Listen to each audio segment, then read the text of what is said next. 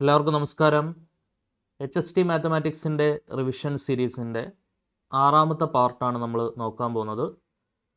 So ഈ ക്ലാസ്സിൽ നമ്മൾ ഡിസ്കസ് ചെയ്യാൻ പോകുന്നത് 15 ചോദ്യങ്ങളാണ്. എല്ലാം തന്നെ വളരെ ഇമ്പോർട്ടൻ്റ് ആയിട്ടുള്ള ക്വസ്റ്റ്യൻസ് ആണ്. അതിനകത്ത് 13 ക്വസ്റ്റ്യൻസും നമ്മൾ സ്റ്റാറ്റിസ്റ്റിക്സിൽ നിന്നാണ് എടുത്തിട്ടുള്ളത്. അപ്പോൾ നമുക്ക് സ്റ്റാറ്റിൽ നിന്ന് കൂടുതൽ ക്വസ്റ്റ്യൻസ് ഇനി നോക്കാം. ഓൾറെഡി നമ്മൾ സ്റ്റാറ്റിലെ പ്രധാനപ്പെട്ട കുറേ ക്വസ്റ്റ്യൻസ് നമ്മൾ നോക്കിയിട്ടുണ്ട്. ഓക്കെ, സോ അപ്പോൾ നമുക്ക് സ്റ്റാർട്ട് ചെയ്യാം. ഒന്നാമത്തെ ചോദ്യം നോക്കിക്കോളൂ.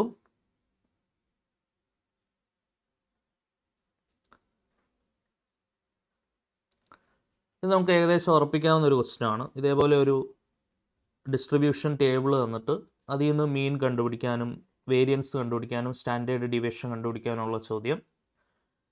മീൻ കണ്ടുപിടിക്കുന്ന ഇക്വേഷൻ എന്താണ്? എക്സ് ബാർ ആണെങ്കിൽ sigma X into P of X ആണ് മീൻ കണ്ടുപിടിക്കാൻ ഉപയോഗിക്കുന്ന ഇക്വേഷൻ. ഇവിടെ ഒരു കെയുടെ വാല്യൂ മാത്രമേ ചോദിക്കുന്നുള്ളൂ. കെയുടെ വാല്യൂ കണ്ടുപിടിക്കാനായിട്ട് ഉപയോഗിക്കുന്ന ഇക്വേഷൻ എന്താണ്? Sigma P of X equal to 1 അല്ലെ. പ്രോബബിലിറ്റീസ് എല്ലാം കൂടെ ആഡ് ചെയ്ത് കഴിഞ്ഞാൽ 1 കിട്ടണം എന്നുള്ള കണ്ടീഷനാണ് നമ്മൾ യൂസ് ചെയ്യുക. പിന്നെ എക്സ്പെക്റ്റേഷൻ ഓഫ് എക്സിൻ്റെ കാര്യമാണ് നമ്മൾ പറഞ്ഞത്. എക്സ്പെക്റ്റേഷൻ ഓഫ് എക്സ് ആണ് എക്സ് ബാർ എന്ന് പറയുന്നത്. അത് sigma X into P of X ആണ്. That is expectation of X ആണ് എന്ത്? എക്സിൻ്റെ ഗണിത പ്രതീക്ഷ. എക്സ്പെക്റ്റേഷൻ ഓഫ് എക്സ് ആണ് sigma X into P of X എന്ന് പറയുന്നത്. വേരിയൻസ് ഓഫ് എക്സ് ആണെങ്കിൽ ഫോർമുല എന്താണ്? എക്സ്പെക്റ്റേഷൻ ഓഫ് എക്സ് സ്ക്വയറിൽ നിന്നും expectation of X the whole square കുറയ്ക്കുന്നതാണ് variance of X. Standard deviation എന്ന് പറയുന്നത് റൂട്ട് വേരിയൻസ് ഓഫ് എക്സ് ആണ്. ഓക്കെ, അപ്പോൾ ഇത്രയും കാര്യങ്ങളാണ് ഇതിൻ്റെ ക്വസ്റ്റ്യൻസ് ചെയ്യാനായിട്ട് നിങ്ങൾ ബേസിക്കലി അറിഞ്ഞിരിക്കേണ്ടത്. അപ്പോൾ ഇവിടെ ഒരു കെയുടെ വാല്യൂ മാത്രമേ ചോദിക്കുന്നുള്ളൂ. കെയുടെ വാല്യൂ എങ്ങനെയാണ് കണ്ടുപിടിക്കുക? Sigma P of X equal to 1 അല്ലേ. ഇതെല്ലാം കൂടെ കൂട്ടിയ 0.4ഉം 0.1ഉം 0.2ഉം കെയും കൂടെ ആഡ് ചെയ്താൽ എനിക്ക് 1 കിട്ടണം. 4 1 5 5 2 7 0.7 plus K is equal to 1. അവിടുന്ന് K is equal to 1 minus 0.7 is equal to 0.3 ആണ്. ഓപ്ഷൻ സി 0.3 ആണ് എന്ത് കിട്ടുക? കെയുടെ വാല്യൂ കിട്ടുക. ഓക്കെ, അടുത്ത ക്വസ്റ്റ്യൻ നോക്കിക്കോളൂ. രണ്ടാമത്തെ ചോദ്യം. സോ ഒരു മെട്രിക്സിൻ്റെ റാങ്ക് എടുക്കാനാണ് ചോദ്യം. നമ്മൾ ഇതുവരെ ചെയ്ത ക്വസ്റ്റ്യൻസ് എല്ലാം സ്ക്വയർ മെട്രിക്സുകളായിരുന്നു. സ്ക്വയർ മെട്രിക്സ് ആണെങ്കിൽ നമുക്ക് ഡിറ്റർമിൻ്റ് വെച്ചിട്ട് പെട്ടെന്ന് റാങ്ക് പറയാം. അത്രയല്ലേ ക്വസ്റ്റ്യൻസ് നമ്മൾ ചെയ്തിരുന്നു. ഇത് സ്ക്വയർ അല്ലാത്ത മെട്രിക്സാണ്. അപ്പോൾ അങ്ങനെയാണെങ്കിൽ നമ്മുടെ മുന്നിൽ എലമെൻ്ററി റോ റിഡക്ഷൻ മാത്രമേ ഉള്ളൂ. എങ്ങനെ റാങ്ക് കണ്ടുപിടിക്കാം? ഫസ്റ്റ് റോയിലെ പിവോട്ട് എലമെൻറ്റ് 1 ആണ്. അതിൻ്റെ താഴെ എല്ലാം 0 ആക്കണം അല്ലേ. സോ അതിനുവേണ്ടി അപ്ലൈ ചെയ്യുന്ന എലമെൻ്ററി ഓപ്പറേഷൻ എന്താണ്? R2 ഗീസ് R2 മൈനസ് 2R1 അപ്ലൈ ചെയ്യണം. R3 ഗീസ് R3 മൈനസ് 3R1 അപ്ലൈ ചെയ്യണം. R4 ഗീസ് R4 മൈനസ് 2R1 അപ്ലൈ ചെയ്യണം. ഓക്കെ, സോ അന്നേരം എന്ത് വരും? ഫസ്റ്റ് റോയ്ക്ക് വ്യത്യാസമൊന്നും ഉണ്ടാവില്ല. 1 2 1. 2 മൈനസ് 2 ഇൻറ്റു 1 0 വരും. 3 മൈനസ് 2 ഇൻറ്റു 2 3 മൈനസ് 4 മൈനസ് 1 വരും. 3 മൈനസ് 2 ഇൻറ്റു 1 3 മൈനസ് 2 1 വരും. അടുത്ത് 3 മൈനസ് 3 ഇൻറ്റു 1 0 വരും. 5 മൈനസ് 3 ഇൻറ്റു 2 5 മൈനസ് 6 മൈനസ് 1 വരും. 4 മൈനസ് 3 ഇൻറ്റു 1 4 മൈനസ് 3 1 വരും. അടുത്ത R4 മൈനസ് 2R1 ആണ്. 2 minus 2 into 1 0. 1 minus 2 into 2 1 minus 4 minus 3. 5 minus 2 into 1 5 minus 2 3. Okay, second റോയിലെ പിവോട്ട് 1 ആണ്, -1 ആണ്. അതിൻ്റെ താഴെ 0 ആക്കണം. അതിനെന്ത് ചെയ്താൽ മതി? R3 gives R3 plus R2 ചെയ്യണം. R4 ഗീവ്സ് R4 പ്ലസ് അല്ല മൈനസ് ആണ് ചെയ്യേണ്ടതല്ലേ, സെയിം സൈൻ ആണല്ലോ. R4 മൈനസ് R2 ചെയ്യണം. അതേപോലെ R3 മൈനസ് R2 ചെയ്യണം. R4 gives R4 minus 3R2 ചെയ്യണം അല്ലേ. അപ്പോൾ -3 മൈനസ് 3 ഇൻറ്റു -1 -3 പ്ലസ് 3 0 ആവും. -1 ഇത് ഐഡൻറ്റിക്കൽ ആയതുകൊണ്ട് നമുക്ക് റാങ്ക് 2 കൺഫേം പറയാം. ചെയ്ത് നോക്കേണ്ട ആവശ്യം തന്നെ ഇല്ല, കാരണം ഐഡൻറ്റിക്കൽ ആയതുകൊണ്ട് അത് കുറച്ച് 0 ആയി പോകും. ശരിയല്ലേ? ഇതെന്തായിട്ടാണ് വരിക? First row 1 2 1, second row 0 -1 1, third row 1 minus 0 minus 0 0 minus 1 minus minus 1 minus 1 plus 1 0 1 minus 1 0. Same ആയിട്ടുള്ള രണ്ടാൾക്കാർ മൈനസ് ചെയ്താൽ 0 അല്ലേ വരിക. ഇനി -3 ഇവിടെ ശ്രദ്ധിക്കണം, -3 -3 ഇൻറ്റു -1 എന്ന് വരും. -3 + 3 0 വരും, ശരിയല്ലേ? അപ്പോൾ ഇത് 0 വരും. അതേപോലെ ഇവിടെ 0 വരും. ഇത് ഇവിടെ 0 വരുന്നതാണ് ഇപ്പോൾ കണ്ടുപിടിച്ചത്. അടുത്ത 3 - 3 ഇൻറ്റു 1 എന്ത് വരും? 0. ഓക്കെ, സോ ഇതിനകത്ത് എത്ര നോൺ സീറോ റോസ് ഉണ്ടോ നോക്കുക. Number of non zero rose. ഇതിപ്പോൾ നമ്മൾ റോ റെഡ്യൂസ്ഡ് ഫോമിലേക്ക് മാറ്റിയിട്ടുണ്ട്. എക്ലൻ ഫോം എന്ന് പറയുന്നത് ഈ -1 കൂടെ 1 ആക്കിയാൽ അത് റോ റെഡ്യൂസ്ഡ് എക്ലൻ ഫോം എന്ന് പറയും. Okay, then after reducing into row reduced form or upper triangular matrix form എന്ന് പറയും. കണ്ടോ, മെയിൻ ഡയഗണലിൻ്റെ താഴെ എല്ലാവരും 0 ആണ്. അപ്പോൾ അത് അപ്പർ ട്രയാങ്കുലർ ഫോമിലായി. അങ്ങനെയാണെങ്കിൽ ഇനി നമുക്ക് എന്ത് ചെയ്യാം? Number of non zero rose, 0 അല്ലാത്ത മുഴുവൻ 0 ആയിട്ടുള്ള റോ എന്ന് പറയുന്നത് 0 റോ ആണ്. ഇപ്പോൾ നിങ്ങൾ നോക്ക്, തേർഡ് റോ മുഴുവൻ 0 ആണ്, that's a 0 row. Fourth row മുഴുവൻ 0 ആണ്, അതും 0 റോ ആണ്. നോൺ സീറോ റോസ്, ഏതെങ്കിലും ഒരു എലമെൻറ്റ് നോൺ സീറോ ആയിട്ടുണ്ടെങ്കിൽ ആ റോവിനെ നമ്മൾ നോൺ സീറോ റോ എന്ന് വിളിക്കും. നോൺ സീറോ റോസിൻ്റെ എണ്ണത്തിനെയാണ് നമ്മൾ റാങ്ക് എന്നുള്ള പേരിട്ട് വിളിക്കുക. ഓക്കെ, റാങ്ക് എന്ന് പറഞ്ഞാൽ എന്താണ്? റാങ്ക് എന്ന് പറയുന്നത് after reducing into row reduced form or row reduced എക്ലൻ form. എക്ലൻ ഫോമിലേക്ക് മാറ്റണം നിർബന്ധമില്ല റാങ്ക് പറയാനായിട്ട്. റാങ്ക് എന്ന് പറയുന്നത് എന്താണ്? നമ്പർ ഓഫ്, സിമ്പിളായിട്ട് പറഞ്ഞാൽ അപ്പർ ട്രയാങ്കുലറിലേക്ക് മാറ്റിയിട്ട് number of non zero rows എടുക്കുക. Number of non zero rows. നമ്മൾ ഗോസ് എലിമിനേഷൻ ഉപയോഗിച്ച് ഇക്വേഷൻ സോൾവ് ചെയ്യാനും ഇതേ സിംപ്ലിഫിക്കേഷൻ തന്നെയാണ് നമ്മൾ ചെയ്യുക. റോ റെഡ്യൂസ്ഡ് ഫോമിലേക്ക് മാറ്റി ബാക്ക് സബ്സ്റ്റിറ്റ്യൂഷൻ വഴിയാണ് XYZ കണ്ടുപിടിക്കുക. ഓക്കെ, ഇപ്പോൾ നമുക്ക് എക്സാമിന് ഒരു ക്വസ്റ്റ്യൻ വരികയാണെന്നുണ്ടെങ്കിൽ X-ഉം Y-ഉം Z തന്നു കഴിഞ്ഞാൽ റോ റെഡ്യൂസ്ഡ് ഫോമിലേക്ക് മാറ്റിയിട്ട് ആരും ചെയ്യില്ല, ഓപ്ഷൻ കൊടുത്തിട്ടായിരിക്കും ചെയ്യുക. അപ്പോൾ അതുകൊണ്ട് അവർ ഏതെങ്കിലും ഒരു വേരിയബിൾ ആയിരിക്കും ചോദിക്കുക. X-ഉം Y-ഉം Z-ഉം വരുന്ന 3 ഇക്വേഷൻ തന്നിട്ട് ഏതെങ്കിലും ഒരെണ്ണം Z കണ്ടുപിടിക്കാനോ X കണ്ടുപിടിക്കാനോ ഏതെങ്കിലും ഒരു വേരിയബിൾ കണ്ടുപിടിക്കാനായിരിക്കും മിക്കവാറും ചോദിക്കുക. അപ്പോൾ അന്നേരം നിങ്ങൾ എന്തെടുത്താൽ മതി? ക്രാമേഴ്സ് റൂൾ എടുത്താൽ മതി, അല്ലേ? കോഎഫിഷ്യൻ മെട്രിക്സിൻ്റെ ഡിറ്റർമിനൻ്റ് ക്യാപിറ്റൽ D, അതിനുശേഷം numerator determinants D1 D2 D3 ഉണ്ട്. നമുക്ക് Z മതിയെങ്കിൽ ഡയറക്റ്റ്ലി D3 എടുക്കുക. D3/D എടുത്താൽ Z കിട്ടും. കാരണം നമുക്ക് വേണ്ട വേരിയബിളിലേക്ക് നേരിട്ട് പോകാനായിട്ട് എന്തുകൊണ്ട് പറ്റും? ക്രാമേഴ്സ് റൂൾ ഉപയോഗിച്ച് പറ്റും. നിങ്ങൾ ആ 9 എലമെൻസിൻ്റെ കോഎഫിഷ്യൻ മെട്രിക്സ് എഴുതി 9 എലമെൻസിൻ്റെ കോഫാക്ടർ എടുത്ത് കോഫാക്ടർ മെട്രിക്സ് ഫോം ചെയ്തിട്ട് അതിൻ്റെ ട്രാൻസ്പോസ് എടുത്ത് അഡ്ജോയിൻ്റ് എടുത്ത് ഡിറ്റർമിൻ്റ് കൊണ്ട് ഡിവൈഡ് ചെയ്യുക എന്ന് പറയുന്നത് എക്സാം ഹോളിൽ നമുക്ക് തീരെ പറ്റാത്ത കാര്യമാണ്. അപ്പോൾ തീർച്ചയായിട്ടും ഈവൻ അഡ്ജോയിൻറ്റ് കണ്ടുപിടിക്കാനുള്ള ട്രിക്ക് ഉപയോഗിച്ചാൽ പോലും it's little bit time consuming. അപ്പോൾ തീർച്ചയായിട്ടും ഏതെങ്കിലും ഒരു വേരിയബിൾ കണ്ടുപിടിക്കാനാണ് ചോദിക്കുന്നതെങ്കിൽ നേരിട്ട് ആ വേരിയബിളിലേക്ക് പോകാനായിട്ട്, അതായത് 3 ഇക്വേഷൻ തന്നിട്ട് X-ഓ Y-ഓ Z-ഓ അടങ്ങുന്ന 3 ഇക്വേഷൻ തന്നിട്ട് ഏതെങ്കിലും ഒരെണ്ണം കണ്ടുപിടിക്കാനാണ് പറയുന്നതെങ്കിൽ ക്രാമേഴ്സ് റൂൾ ഉപയോഗിക്കുക കേട്ടോ. ക്രാമേഴ്സ് റൂൾ ഉപയോഗിക്കുക. അത് ചാൻസ് ഉള്ളൊരു ക്വസ്റ്റ്യൻ ആണ്. കാരണം ഒരെണ്ണം കണ്ടുപിടിക്കാൻ പറയുമ്പോൾ ഓപ്ഷനിൽ അവർക്ക് ഒരെണ്ണം തന്നാൽ മതി. ഇപ്പോൾ Z കണ്ടുപിടിക്കാൻ പറഞ്ഞാൽ Z-ൻ്റെ വാല്യൂ മാത്രം തന്നാൽ മതി. അത് ഒരിക്കലും തിരിച്ചു കൊണ്ട് കൊടുത്തിട്ട് നമുക്ക് ഓപ്ഷനിൽ കൊടുത്തിട്ട് ചെയ്യാൻ ബുദ്ധിമുട്ടാണ്. കാരണം വീണ്ടും നമുക്ക് ഇക്വേഷൻസ് ആയിട്ടാണ് തന്നെ കിട്ടുക. ഓക്കെ, അതിലേതാണ് ശരിയെന്ന് പറയാൻ പറ്റില്ല. അപ്പോൾ ക്രാമേഴ്സ് റൂൾ എടുക്കുകയാണെന്നുണ്ടെങ്കിൽ 2 ഡിറ്റർമിനൻ്റ് വെച്ചുകൊണ്ട് നമുക്ക് നേരിട്ട് ആൻസറിലേക്ക് വരാം. ക്ലിയർ ആണെന്ന് വിചാരിക്കുന്നു. സോ ഹിയർ എത്ര നോൺ സീറോ റോസ് ഉണ്ട്? 2 നോൺ സീറോ റോസ് ഉണ്ട്. റാങ്ക് എന്ന് പറയുന്നത് എന്താണ്? ഓപ്ഷൻ B 2 ആണ് റാങ്ക്. മൂന്നാമത്തെ ചോദ്യം നോക്കിക്കോളൂ. എക്സും തന്നിട്ടുണ്ട്, P(x) തന്നിട്ടുണ്ട്. ഇതിൻ്റെ വേരിയൻസ് കണ്ടുപിടിക്കാനാണ് ചോദ്യം. എങ്ങനെയാണ് വേരിയൻസ് കണ്ടുപിടിക്കുക? Variance of X is equal to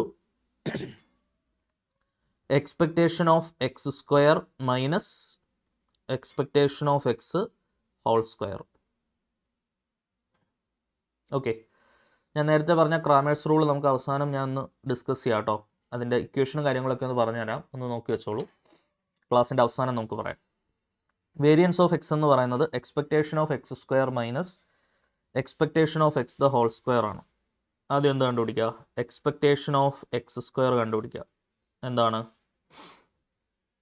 sigma X² into P(x) ആണ് expectation of X². So that is 0 ആയതുകൊണ്ട് നമുക്ക് ചെയ്യേണ്ട ആവശ്യമില്ല. പിന്നെ 1² 1 ആണ് ഇൻറ്റു 1/2 അങ്ങനെ 1² എന്ന് എഴുതിക്കോളൂ. ഇവിടെ 0 ആണ്. 2² ഇൻറ്റു 0 വരുന്നതുകൊണ്ട് അത് ഞാൻ എഴുതുന്നില്ല. പിന്നെ 3² ഇൻറ്റു 1/6 എഴുതിയാൽ മതി. അതായത് 1/2 പ്ലസ് 3 സ്ക്വയർ ഇൻറ്റു 1/6 9/6 വരും. സോ 1/2 പ്ലസ് 9/6 കട്ട് ചെയ്താൽ 3/2 വരും. ശരിയല്ലേ? 2 3 6 3 9. സോ 4/2 വരും. ആൻസർ 2 വരും. ഓക്കെ, അപ്പോൾ എക്സ്പെക്ടേഷൻ ഓഫ് എക്സ് സ്ക്വയർ ആയി. എക്സ്പെക്ടേഷൻ ഓഫ് എക്സ് എന്ന് പറയുന്നത് എന്താണ്? Sigma X into P of X ആണ് എക്സ്പെക്ടേഷൻ ഓഫ് എക്സ്. ഇപ്പോൾ 0 ഇൻറ്റു ആയതുകൊണ്ട് നോക്കേണ്ട ആവശ്യമില്ല. 1 ഇൻറ്റു 1/2 പ്ലസ് 3 ഇൻറ്റു 1/6 അത്ര എടുത്താൽ മതി.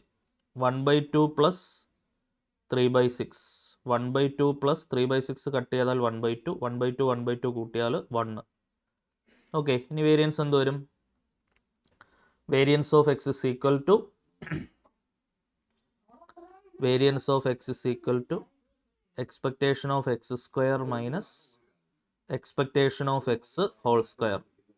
Expectation of X square minus expectation of X whole square. Expectation of X square എന്ന് പറയുന്നത് 2 ആണ്.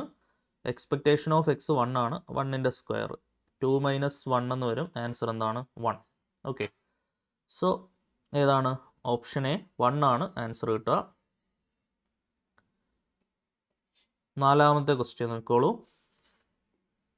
Question number 4. n is equal to 4 ആയ ബൈനോമിയൽ വിതരണത്തിൻ്റെ probability of X equal to 2 equal to 3 times probability of X equal to 3 ആയാൽ പിയുടെ വില കണ്ടുപിടിക്കാനാണ് ചോദ്യം. Probability of success കണ്ടുപിടിക്കാനാണ് ചോദ്യം. ബൈനോമിയൽ ഡിസ്ട്രിബ്യൂഷൻ എന്താണ്? Probability of capital X equal to small X is equal to N C X P raise to X Q raise to N minus X. P plus Q is equal to 1 ആണ്. ഇതാണ് binomial distribution എന്ന് പറയുന്നത്. P എന്ന് പറയുന്ന probability of success, Q എന്ന് പറയുന്ന probability of failure, N എന്ന് പറയുന്നത് number of trials. Okay, number of trials വളരെ കൂടുതലും പ്രോബബിലിറ്റി ഓഫ് സക്സസ് വളരെ കുറവാണെങ്കിൽ binomial distribution limited to Poisson distribution എന്ന് പഠിച്ചിട്ടുണ്ട്. അതും പ്രത്യേകം ഓർത്തിരിക്കണം. അപ്പോൾ എപ്പോഴാണ് ബൈനോമിയൽ ലിമിറ്റിംഗ് കണ്ടീഷനിൽ പോയ്സോൺ ആവുന്നത് എന്നുള്ളത് ഇമ്പോർട്ടൻ്റ് ആയിട്ട് ഓർത്ത് വയ്ക്കുക. ആ ലിമിറ്റുകൾ n ടെൻസ് ടു ഇൻഫിനിറ്റിയും p ടെൻസ് ടു 0 ആണ്. പ്രോബബിലിറ്റി ഓഫ് സക്സസ് വളരെ കുറവും നമ്പർ ഓഫ് ട്രയൽസ് വളരെ കൂടുതലും. ഓക്കെ, സോ ഇവിടെ n ഇസ് ഈക്വൽ ടു 4 ആവുന്ന ബൈനോമിയൽ വിതരണത്തിൽ probability of X equal to 2 എന്ന് പറഞ്ഞാൽ n 4 ആണ്. അപ്പോൾ 4c2 p raise to 2 q raise to 4 minus 2 is equal to 3 times 4, ഇവിടെ 3 ആണല്ലേ, 4c3 p raise to 3 q raise to 4 minus 3. Okay, 4c2 എന്ന് പറഞ്ഞാൽ 4 into 3/1 into 2 into P square into Q square എന്ന് വരും. 3 into 4c3 എന്ന് പറഞ്ഞാൽ NCR എന്ന് പറഞ്ഞാൽ NCn മൈനസ് ആർ ആണ്. 4c3 എന്ന് പറഞ്ഞാൽ 4c 4 മൈനസ് 3 ആണ്. ശരിയല്ലേ? 4c1 എന്ന് വരും. 4c1 എന്ന് പറഞ്ഞാൽ 4 ആണ്. NC1 എന്നാന്ന് പഠിച്ചിട്ടുണ്ട്. അപ്പോൾ 4c3 4 വരും into P cube into Q raise to 4 minus 3 1 വരും. ഓക്കെ, ഇവിടെ നമുക്ക് എന്ത് ചെയ്യാം? കട്ട് ചെയ്യാനുള്ളത് കട്ട് ചെയ്തോളൂ. ഒരു പി സ്ക്വയറും ഒരു പി ക്യൂബിലെ ക്യൂബും വെട്ടാം, ക്യൂവും ക്യൂബിലെ സ്ക്വയറും വെട്ടാം, 4 ഇൻറ്റു 3യും 4 ഇൻറ്റു 3യും വെട്ടാം. ബാക്കി ഇനി ഇവിടെ q/2 എന്ന് വരും ഇസ് ഈക്വൽ ടു ക്യൂവും താഴെ ഒരു 2 ഉണ്ട്. q/2 ഇസ് ഈക്വൽ ടു ഇവിടെ ഇനി ബാക്കി പി മാത്രമേ ഉള്ളൂ. ഓക്കെ, എന്താ കണ്ടുപിടിക്കേണ്ടത്? പി എന്താണെന്നാണ് കണ്ടുപിടിക്കേണ്ടത് അല്ലേ? സോ ഇത് ക്രോസ് ചെയ്താൽ q is equal to 2p എന്ന് കിട്ടും. ഓക്കെ, നമുക്കറിയാം p പ്ലസ് ക്യൂ എന്ന് പറയുന്ന 1 ആണ്. അവിടുന്ന് q is equal to 1 minus P എന്ന് കിട്ടും. ഇപ്പോൾ ക്യൂവിൻ്റെ പ്ലേസിലോട്ട് എന്ത് കൊടുക്കുക? 1 minus P is equal to 2p എന്ന് വരും. ശരിയല്ലേ? ക്യൂവിൻ്റെ പ്ലേസിൽ എന്ത് സബ്സ്റ്റിറ്റ്യൂട്ട് ചെയ്യുക? 1 മൈനസ് പി സബ്സ്റ്റിറ്റ്യൂട്ട് ചെയ്യുക. 1 minus P is equal to 2p. Minus P ഇപ്പുറം എടുക്കാം. 1 is equal to 2p plus p. 3p is equal to 1. From that p is equal to 1/3. പിയുടെ വാല്യൂ 1/3 ആണ് വരിക. Option C is the answer. Okay ആണോ? n is equal to 4 ആയ ഒരു binomial വിതരണത്തിൽ probability of X equal to 2 equal to 3 times probability of X equal to 3 ആയാൽ probability of success ആയിട്ടുള്ള പിയുടെ വില എത്രയാണ് വരിക? 1/3 ആണ് വരിക. ഓക്കെ, ക്യൂ ആണ് ചോദിക്കുന്നതെങ്കിൽ എന്ത് വരും? 2/3 വരും. അഞ്ചാമത്തെ ചോദ്യം നോക്കോളൂ. മാധ്യം 8ഉം വ്യതിയാനം 4ഉമായ ബൈനോമിയൽ വിതരണത്തിൽ probability of X equal to 2 എന്താണെന്നാണ് ചോദ്യം. മാധ്യം എന്ന് പറയുന്ന 8ആണ്. മീൻ എന്ന് പറയുന്ന ബൈനോമിയൽ ഡിസ്ട്രിബ്യൂഷനിൽ NP ആണ്, അത് 8 ആണ്. ഇത് ഒരെണ്ണം നമുക്ക് ഉറപ്പിക്കാവുന്ന ക്വസ്റ്റൻ ആണ്. വ്യതിയാനം എന്ന് പറയുന്ന വേരിയൻസ് NPQ ആണ്, ദാറ്റ്സ് 8. NPയുടെ പ്ലേസിലോട്ട് എന്ത് കൊടുക്കാം? ദാറ്റ്സ് 4 അല്ലേ. സോ NPയുടെ പ്ലേസിലോട്ട് 8 കൊടുക്കാം. 8Q ഇസ് ഈക്വൽ ടു 4 വരും. അവിടുന്ന് Q is equal to 4/8 cut ചെയ്താൽ 1/2. ഓക്കെ, P പ്ലസ് Q 1 ആണെന്നറിയാം. തീർച്ചയായിട്ടും Q ഹാഫ് കൊടുത്താൽ Pയും ഹാഫ് തന്നെ കിട്ടും. ഹാഫും ഹാഫും ആണല്ലോ 1 വരിക. ദെൻ NP 8 ആണ്. N into probability of success half കിട്ടി, ദാറ്റ്സ് ഈക്വൽ ടു 8. ഇതിങ്ങോട്ട് വന്നു കഴിഞ്ഞാൽ N is equal to 16. Okay, distribution എങ്ങനെ വരും? Probability of capital X equal to small X is equal to 16CX 1/2 raise to NCX P raise to X Q raise to N minus X. ഇപ്പോൾ 1/2 raise to X 1/2 raise to N minus X 16 minus X. Okay, so 16CX half into powers add ചെയ്താൽ X plus 16 minus X എന്ന് വരും. Plus X minus X cut ചെയ്താൽ 16CX half rice to 16 എന്ന് വരും. Okay, ഇതിനകത്ത് X equal to 2 ആകുമ്പോൾ ഉള്ളതാണ് കണ്ടുപിടിക്കേണ്ടത്. So probability of X equal to 2 is equal to 16C2 1/2 raise to 16. Okay, 16C2 എന്ന് പറയുന്നത് 16 into 15/1 into 2 into 1/2 raise to 16. Okay, എന്ത് വരും? ഇവിടെ നമുക്ക് 2ഉം 16ഉം കട്ട് ചെയ്താൽ 8 വരും. 8 എന്ന് പറയുന്നത് 2³ ആണ്. 2³ ഇൻറ്റു 15/2 റൈസ് ടു 16 എന്ന് വരും. ഓക്കെ, അപ്പോൾ താഴെ 2³ 2³ 2 റൈസ് ടു 16ഉം കട്ടായാൽ താഴെ 2 റൈസ് ടു 13 വരും അല്ലേ. അപ്പോൾ 15 ഡിവൈഡഡ് ബൈ 2 റൈസ് ടു 13 അല്ലേ. 15 ഡിവൈഡഡ് ബൈ 2 റൈസ് ടു 13 ആണ് ആൻസർ വരിക. Option D 15 divided by 2 raise to 13. Okay ആണെന്ന് വിചാരിക്കുന്നു. ആറാമത്തെ ചോദ്യം നോക്കോളൂ. 1 -2 -5 4 എന്ന മെട്രിക്സിൻ്റെ ഐഗൺ വിലകൾ ഐഗൺ വാല്യൂസ് എന്താണെന്നാണ് ചോദ്യം. Okay, so characteristic equation form ചെയ്യേണ്ട ആവശ്യമില്ല. ട്രേസ് എത്രയാണ്? ട്രേസ് 5 ആണ്. അപ്പോൾ തന്നെ നമുക്ക് ഓപ്ഷൻ എ ആവാൻ ചാൻസ് ഉണ്ട്, ബി ആവാൻ ചാൻസ് ഉണ്ട്. Sum of eigen value trace ആണല്ലോ. -6ഉം 1ഉം കൂട്ടി -5 ആണ്. ഓക്കെ, അപ്പോൾ ഓപ്ഷൻ സി ഞാൻ അപ്പോഴേ ഒഴിവാക്കി. 6 - 1 5 വരാം. ഇനി product of eigen values 4 × 1 product of eigen values എന്ന് പറയുന്നത് ഡിറ്റർമിൻ്റ് ഓഫ് മെട്രിക്സ് ആണെന്നറിയാം. ഐഗൺ വാല്യൂ ഗുണിച്ചു കഴിഞ്ഞാൽ ഡിറ്റർമിൻ്റ് കിട്ടണം. ഓക്കെ, ഡിറ്റർമിൻ്റ് എന്താണ്? 4 - 10 -6. സോ ഐഗൺ വാല്യൂസ് ഗുണിക്കുമ്പോൾ -6 വരണം. 4ഉം 1ഉം ഗുണിച്ചാൽ -6 വരില്ല. 2ഉം 3ഉം ഗുണിച്ചാൽ -6 വരില്ല. 6ഉം -1ഉം ഗുണിച്ചാൽ -6 വരും. ഓക്കെ, അപ്പോൾ ഓപ്ഷൻ ഡി 6ഉം -1ഉം ആണ് ആൻസർ വരിക. ഓക്കെ ആണെന്ന് വിചാരിക്കുന്നു. ഏഴാമത്തെ ക്വസ്റ്റ്യൻ നോക്കോളൂ. ബെർണോളി വിതരണത്തിൻ്റെ മൊമെൻറ്റ് ജനറേറ്റിംഗ് ഫംഗ്ഷൻ ഏതാണ്? തീർച്ചയായിട്ടും പോയ്സോണിൻ്റെയും ബൈനോമിയലിൻ്റെയും ബെർണോളിയുടെയും എല്ലാം MGF മസ്റ്റായിട്ട് പഠിച്ചു വെക്കണം.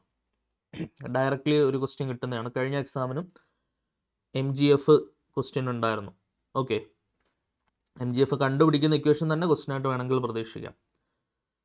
നോക്കുക, അപ്പോൾ ബൈനോമിയലിൻ്റെ MGF നമ്മൾ പഠിച്ചു വയ്ക്കുന്നുണ്ട്. അതിനകത്ത് n-ന് 1 കൊടുത്താൽ മതി. ബൈനോമിയലിൻ്റെ MGF എന്തായിരുന്നു? Q + P e⁻t whole raise to n ആയിരുന്നു ബൈനോമിയലിൻ്റെ MGF. അതിനകത്ത് n-ന് 1 കൊടുത്താൽ അത് ബെർണോളിയുടെ MGF ആയി. Q + P e⁻t. ഇതാണ് ബെർണോളിയുടെ moment generating function, option C. എട്ടാമത്തെ ചോദ്യം നോക്കിക്കോളൂ.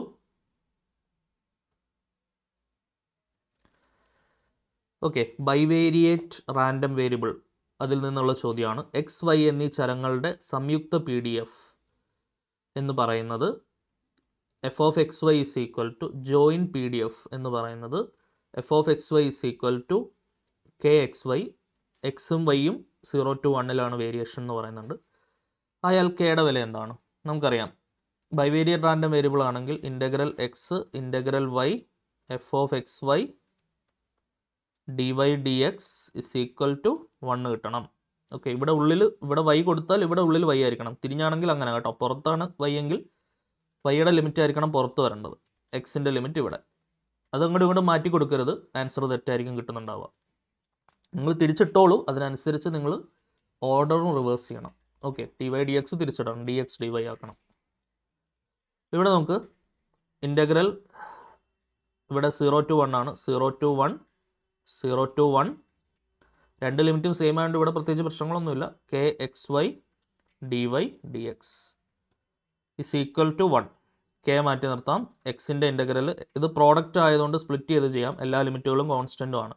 എക്സിൻ്റെ integral X square by 2 over the limit 0 to 1. വൈയുടേത് Y square by 2 over the limit 0 to 1 is equal to 1.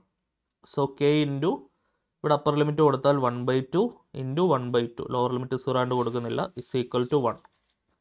അതായത് K by 4 is equal to എന്ത് വന്നു? 1 വന്നു. From that K is equal to 4. Option D 4 ആണ് answer കിട്ടുക. Okay, കെയുടെ value എടുക്കാനല്ലേ ചോദ്യം. കെയുടെ വില എത്രയാണ് കിട്ടുക? 4 ആണ് ആൻസർ വരിക. 9ാമത്തെ ക്വസ്റ്റ്യൻ നോക്കിക്കോളൂ. സ്റ്റുഡൻസ് ടി ടെസ്റ്റ് കണ്ടുപിടിച്ചത് ആരാണ്? വില്യം ഗോസറ്റ്. ഇമ്പോർട്ടൻ്റ് ആയിട്ട് ഓർത്ത് വയ്ക്കണം, കുറേ പ്രാവശ്യം കണ്ടിട്ടുള്ള ക്വസ്റ്റ്യൻ ആണ്, പലപ്പോഴായിട്ട് PSC ചോദിക്കുന്നതാണ്. സ്റ്റുഡൻസ് ടി ടെസ്റ്റ് കണ്ടുപിടിച്ചത് സർ വില്യം ഗോസറ്റ് ആണ്. 10ാമത്തെ ചോദ്യം നോക്കിക്കോളൂ. R.A. ഫിഷർ, വില്യം ഗോസറ്റ്, അങ്ങനെ പ്രധാനപ്പെട്ട ആൾക്കാരുടെയൊക്കെ പേരുകൾ പഠിച്ചിരിക്കണം. അത് തന്നെ ഒരു ക്വസ്റ്റ്യൻ പ്രതീക്ഷിക്കാവുന്നതാണ്. 10ാമത്തെ ചോദ്യം, പ്രതിരൂപത്തിൻ്റെ വലിപ്പം 30-ൽ കൂടുതലായി കഴിഞ്ഞാൽ ടി ടെസ്റ്റ് എന്തായി മാറും? ഒബ്വിയസ്ലി നോർമൽ ഡിസ്ട്രിബ്യൂഷനായിട്ട് മാറും. ഓപ്ഷൻ എ ആണ് ആൻസർ വരിക. 11ാമത്തെ ചോദ്യം, BYX greater than or equal to 1 ആണെങ്കിൽ BXY എന്തായിരിക്കണം? 1-ൽ കുറവായിരിക്കണം അല്ലേ? കാരണം അതിൻ്റെ റേഞ്ച് -1 to R എന്ന് പറയുന്നത് എന്താണ്? R -1 to 1-ൽ നിർത്തണം എന്നുണ്ടെങ്കിൽ BYX greater than or equal to 1 ആണെങ്കിൽ BXY എന്തായിരിക്കണം? Regression of X on Y 1-നേക്കാൾ കുറവായിരിക്കണം. Regression of Y on X 1-നേക്കാൾ കൂടുതലാണെങ്കിൽ. ആറിൻ്റെ ഫോർമുല അറിയാലോ, ± BXY ഇൻറ്റു BYX.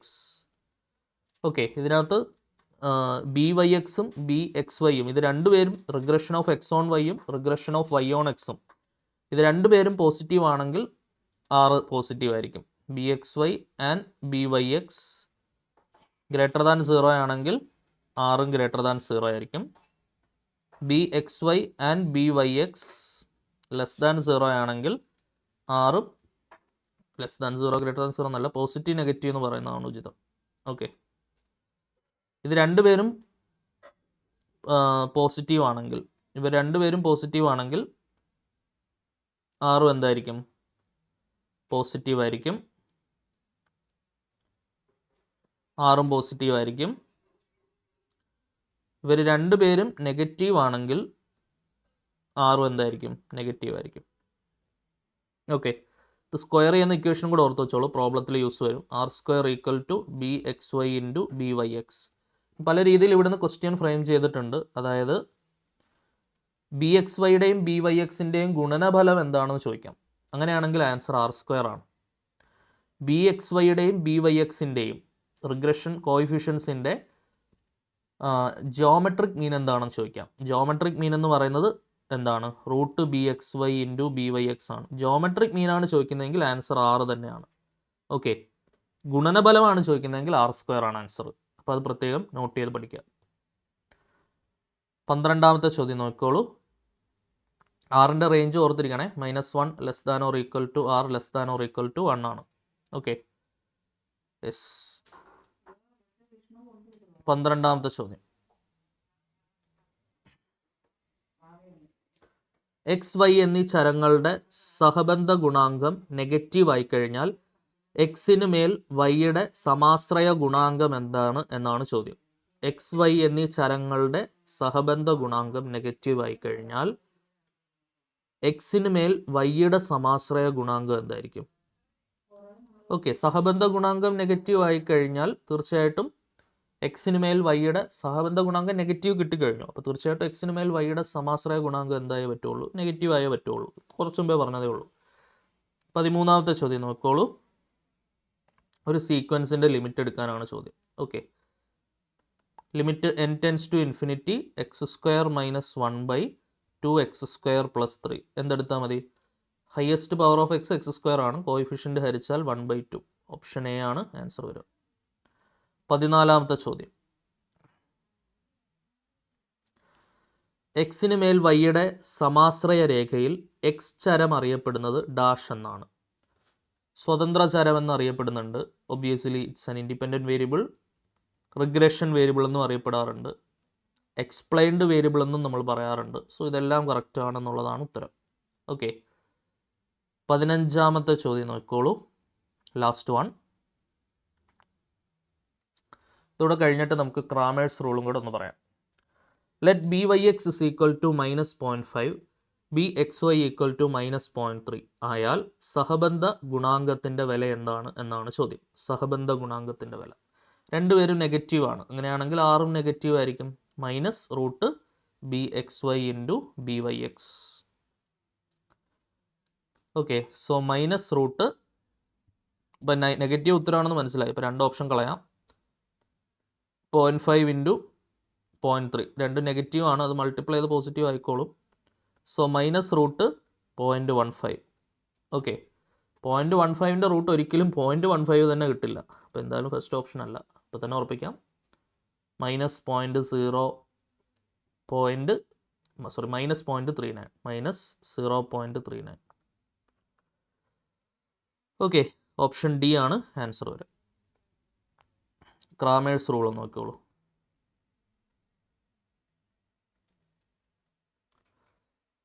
ക്രാമേഴ്സ് റൂളിൻ്റെ പ്രത്യേകത ഈ 3 ഇക്വേഷൻസ് തരും. എന്നിട്ട് സോൾവ് ചെയ്യാനാണ് ചോദ്യം വരിക. അതായത് സോൾവ് ചെയ്യാനായിട്ട് വരികയാണെങ്കിൽ എക്സും വൈയും ഇസഡും അവർ ഓപ്ഷനിൽ തരണം. ഓക്കെ, അങ്ങനെ തരുവാണെന്നുണ്ടെങ്കിൽ ആ ഓപ്ഷൻ കൊണ്ട് ഇക്വേഷനിൽ കൊടുത്ത് എല്ലാ കുട്ടികളും ചെയ്യുന്നവർക്കറിയാം. അപ്പോൾ അതുകൊണ്ട് ഏതെങ്കിലും ഒരു വേരിയബിളോ 2 വേരിയബിളോ അല്ലെങ്കിൽ എക്സും വൈയും ഇസഡും കൂടെ കൂട്ടിയാലൊക്കെ എന്ത് കിട്ടും എന്നൊക്കെയുള്ള രീതിയിലാണ് ഇപ്പോൾ ലേറ്റസ്റ്റ് ആയിട്ട് ചോദ്യങ്ങൾ വരിക. ഓക്കെ, അത് എന്താണ്? മെട്രിക്സുമായി ബന്ധപ്പെട്ട് solution of system of linear equation എന്ന ടോപ്പിക്കിൽ നിന്ന് വരുന്ന ചോദ്യമാണ്. അപ്പോൾ നമുക്കവിടെ ക്രാമേഴ്സ് റൂൾ ഭയങ്കര യൂസ്ഫുള്ളാണ്. അതായത് ഈ റാങ്ക് വെച്ചിട്ട് നമുക്ക് കൺസിസ്റ്റൻസി പറയാം. അത് മസ്റ്റായിട്ട് പഠിച്ചിരിക്കണം. കൺസിസ്റ്റൻസിയിലേക്ക് തൽക്കാലം ഞാൻ പോകുന്നില്ല. ക്രാമേഴ്സ് റൂൾ വെച്ച് എങ്ങനെ സോൾവ് ചെയ്യാമെന്ന് നോക്കാം. നമ്മുടെ ഇക്വേഷൻസ് ഉണ്ട്. AX1 + BY1 + CZ1 is equal to D1.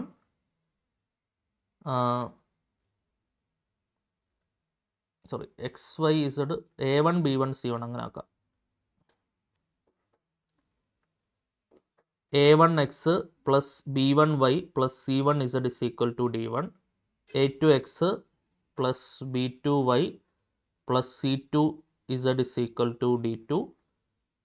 A3X + B3Y + C3Z is equal to D3. ഇങ്ങനെ 3 ഇക്വേഷൻസ് നമ്മുടെ കയ്യിലുണ്ട്. ഓക്കെ, ഇത് എങ്ങനെ സോൾവ് ചെയ്യാം? നിങ്ങൾ ആദ്യമേ നോർമലി നിങ്ങൾ ചെയ്യുന്ന കോയിഫിഷ്യൻ മെട്രിക്സ് എഴുതി അതിൻ്റെ അഡ്ജോയിൻറ്റ് കണ്ടുപിടിക്കാൻ എളുപ്പവഴിയുണ്ട്. അത് വെച്ചിട്ട് അഡ്ജോയിൻ്റ് എടുത്ത് ഡിറ്റർമിനൻ്റ് കൊണ്ട് ഹരിച്ച് അത്രയും സമയം കളയേണ്ട ആവശ്യമില്ല. എക്സാമിന് ചിലപ്പോൾ ഏതെങ്കിലും ഒരു വേരിയബിൾ മാത്രമായിട്ടൊക്കെ ആയിരിക്കും ചോദിക്കുക. ചിലപ്പോൾ ഇസഡ് മാത്രം കണ്ടുപിടിക്കാനായിരിക്കും പറയാം. അപ്പോൾ അങ്ങനെയാണെങ്കിൽ നമ്മൾ ചെയ്യേണ്ടത് ആദ്യമേ ഒബ്വിയസ്ലി കോയിഫിഷ്യൻ മെട്രിക്സിൻ്റെ ഡിറ്റർമിനൻ്റ് എടുക്കണം. അതിനെയാണ് ക്യാപിറ്റൽ ഡി എന്ന് വിളിക്കുക. കോയിഫിഷ്യൻ മെട്രിക്സിൻ്റെ ഡിറ്റർമിനൻ്റ് എന്താണ്? A1 B1 C1, A2 B2 C2, A3 B3 C3. ഇതാണ് ക്യാപിറ്റൽ ഡി. ഇനി നിങ്ങൾ D1 എന്ന് പറയുന്ന ന്യൂമറേറ്റർ, ഇതിനെ നമ്മൾ വിളിക്കുന്ന പേര് ന്യൂമറേറ്റർ ഡിറ്റർമിനൻ്റ് എന്നാണ്. D1 കണ്ടുപിടിക്കണം എന്നുണ്ടെങ്കിൽ നോക്ക്, ഈ ഡിക്കകത്ത് ഫസ്റ്റ് കോളം റീപ്ലേസ് ചെയ്തുകൊണ്ട് റൈറ്റ് ഹാൻഡ് സൈഡ് കോൺസ്റ്റൻറ്റുകളായിട്ടുള്ള D1 D2 D3 വരും. ബാക്കിയെല്ലാം same. B1 B2 B3 same, C1 C2 C3 same. അപ്പോൾ ഇങ്ങനെ നമുക്ക് D1 കണ്ടുപിടിക്കാം. ഇപ്പോൾ D2 കണ്ടുപിടിക്കണമെങ്കിൽ എന്ത് ചെയ്യണം? D2 കണ്ടുപിടിക്കണമെന്നുണ്ടെങ്കിൽ സെക്കൻഡ് കോളം റീപ്ലേസ് ചെയ്തുകൊണ്ട് A1 A2 ഡിക്കകത്ത് A1 A2 A3 same, second column replace ചെയ്തുകൊണ്ട് D1 D2 D3 വരും. ഓക്കെ, തേർഡ് കോളം അതേപോലെ തന്നെ C1 C2 C3. ഇനി D3 കണ്ടുപിടിക്കണം എന്നുണ്ടെങ്കിൽ എന്തായിരിക്കും? യെസ്, ഇപ്പോൾ ഒരു ഐഡിയ കിട്ടിയല്ലോ. തേർഡ് കോളം റീപ്ലേസ് ചെയ്തുകൊണ്ട് D1 D2 D3 വരും. ബാക്കി A1 A2 A3 B1 B2 B3, ഇവിടെ D1 D2 D3 വരും. ഓക്കെ, അപ്പോൾ ഇതിനകത്ത് നമുക്ക് എക്സ് കണ്ടുപിടിക്കണമെങ്കിൽ ഇനി നിങ്ങൾ D1/D എടുത്താൽ മതി. Y കണ്ടുപിടിക്കണമെങ്കിൽ D2/D എടുത്താൽ മതി. Z കണ്ടുപിടിക്കണമെങ്കിൽ D3/D എടുത്താൽ മതി. നിങ്ങളിതെല്ലാം കൂടെ ചെയ്യേണ്ട ആവശ്യമില്ല. എക്സാമിന് ഇപ്പോൾ സപ്പോസ് Z മാത്രമാണ് ചോദിക്കുന്നതെന്ന് വിചാരിച്ചോളൂ. Z മാത്രം കണ്ടുപിടിക്കാനാണ് ചോദിക്കുന്നത്. നിങ്ങൾ എന്തൊക്കെ കണ്ടുപിടിച്ചാൽ മതി? എന്തായാലും D കണ്ടുപിടിക്കണം. എന്നിട്ട് D1 D2 എടുക്കണ്ട, നേരെ നിങ്ങൾക്ക് എന്തിലേക്ക് പോകാം? D3യിലേക്ക് പോകാം. അഡ്വാൻറ്റേജ് പിടികിട്ടിയോ? അതാണ് ഈ ക്രാമേഴ്സ് റൂളിനുള്ള ഒരു അഡ്വാൻറ്റേജ്. Z മാത്രമാണ് ചോദിക്കുന്നതെങ്കിൽ നിങ്ങൾ D കണ്ടുപിടിക്കുന്നു, എന്നിട്ട് നേരെ D3 കണ്ടുപിടിക്കുന്നു. D3/D എടുത്താൽ Z മാത്രമായിട്ട് നിങ്ങൾക്ക് കിട്ടും. ഓക്കെ, ബാക്കി ഏത് മെത്തേഡ് എടുത്താലും, നമ്മൾ ഏത് മെത്തേഡ് സ്വീകരിച്ചാലും ഏറ്റവും അവസാനത്തെ സ്റ്റെപ്പിൽ എക്സും വൈയും ഇസഡും കൂടെ ഒരുമിച്ചിട്ടായിരിക്കും നമുക്ക് കിട്ടുക. അതുവരെയുള്ള സിംപ്ലിഫിക്കേഷൻ നമ്മളിങ്ങനെ ചെയ്തുകൊണ്ടേയിരിക്കണം, വേറെ ഏത് മെത്തേഡ് എടുത്താലും. പക്ഷേ ഈ ഒരു മെത്തേഡിൻ്റെ അഡ്വാൻറ്റേജ്, കോഎഫിഷ്യന്റ് മെട്രിക്സ് ഡിറ്റർമിൻ്റ് എടുത്തു കഴിഞ്ഞാൽ പിന്നെ അപ്പോൾ തന്നെ കൺസിസ്റ്റൻസി അറിയാൻ പറ്റും. ഇത് 0 ആണെങ്കിൽ ഇൻകൺസിസ്റ്റൻ്റ് ആണെന്ന് കൺക്ലൂഡ് ചെയ്യാനും പറ്റും. D 0 ആണെങ്കിൽ. D നോൺ 0 ആണെങ്കിൽ ഒബ്വിയസ്ലി അതിന് സൊല്യൂഷൻ ഉണ്ടാവും. അത് ഇൻഫിനിറ്റ്ലി മെനി ആവാം, അല്ലെങ്കിൽ യുണീക്ക് ആവാം. യുണീക്ക് ആവുന്ന കേസാണ് ഞാനിപ്പോൾ പറഞ്ഞത്. Z is equal to D3/D എടുത്തു കഴിഞ്ഞാൽ നമുക്ക് എന്ത് കിട്ടും? ഡയറക്റ്റ്ലി Z കിട്ടും. ഇനി എക്സാമിന് ചോദിക്കുന്ന Y മാത്രമാണ് വിചാരിച്ചോളൂ. Y മാത്രമാണ് ചോദിക്കുന്നതെങ്കിൽ നിങ്ങൾ എന്ത് ചെയ്യുക? D2 കണ്ടുപിടിക്കുക നേരിട്ട്. ബാക്കിയുള്ള കോഎഫിഷ്യൻസും കാര്യങ്ങളെല്ലാം നമ്മുടെ ഉണ്ടല്ലോ. D2 കണ്ടുപിടിച്ചിട്ട് DU ആയിട്ട് ഡിവൈഡ് ചെയ്താൽ നിങ്ങൾക്ക് ഡയറക്റ്റ്ലി Y കിട്ടും. ഓക്കെ, ക്ലിയർ ആണെന്ന് വിചാരിക്കുന്നു. അപ്പോൾ മറ്റേ മെത്തേഡ്, അതായത് ഓരോ എലമെൻസിൻ്റെയും കോഫാക്ടറൊക്കെ കണ്ടുപിടിച്ച് കോഫാക്ടർ മെട്രിക്സ് എഴുതി ട്രാൻസ്പോസ് എടുത്ത് അഡ്ജോയിൻറ്റ് ഫോം ചെയ്ത് ഡിറ്റർമിൻ്റ് കൊണ്ട് ഡിവൈഡ് ചെയ്ത് X = A inverse B multiply ചെയ്ത് സമയം കളയേണ്ട ആവശ്യം നിങ്ങൾക്കില്ല. ഈ മെത്തേഡ് ഉപയോഗിച്ചുകൊണ്ട് സിസ്റ്റം ഓഫ് ലീനിയർ ഇക്വേഷൻ്റെ സൊല്യൂഷൻ ചോദിക്കുകയാണെന്നുണ്ടെങ്കിൽ XYZ കണ്ടുപിടിക്കാൻ പറയുകയാണെങ്കിൽ ക്രാമേഴ്സ് റൂൾ വെച്ച് നിങ്ങൾക്ക് ചെയ്യാം. ഓക്കെ, സോ ഇത്രയും കാര്യങ്ങളായിരുന്നു ഈ ക്ലാസ്സിൽ നോക്കാനുണ്ടായിരുന്നത്. അടുത്ത ക്ലാസ്സിൽ കാണാം.